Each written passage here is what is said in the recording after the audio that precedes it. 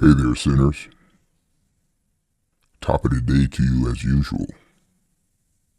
Welcome back. So, Tiger Woods. Yeah, we all know Tiger Woods. But as of late,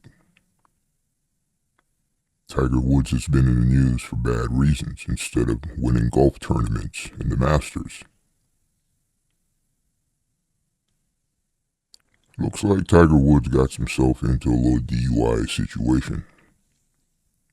You all know the details. I'm not here to talk about that though.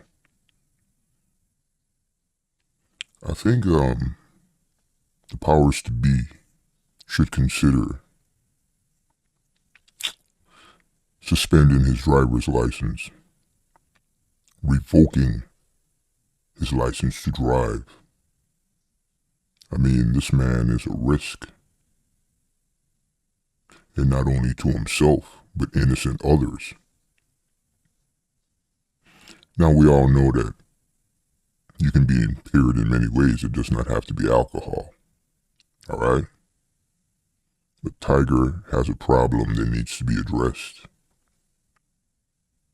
And while, during, and possibly after it has been addressed, he should not be behind the wheels of any motor vehicle. But let's look at it from another point of view. Does he actually need to drive?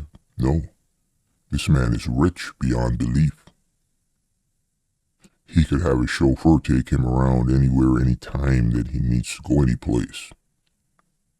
I mean, if he wants to get fancy about it, he can have a golf cart limousine transport him around for his needs. And another thing while I'm at it. What the hell did he think calling President Trump would do? Yeah, Trump's the president. Trump's got a lot of power. But Trump is powerless when it comes to DUI and law enforcement. There's no way Trump could have waved a magic wand and removed Tiger Woods from the grasp of law enforcement. But that's the way people with a lot of money think with their entitlement. No way, Jose. Anyway, just thought I'd share those thoughts with you. Let me know what you think about Mr. Woods and his capability to operate a motorized vehicle on the road.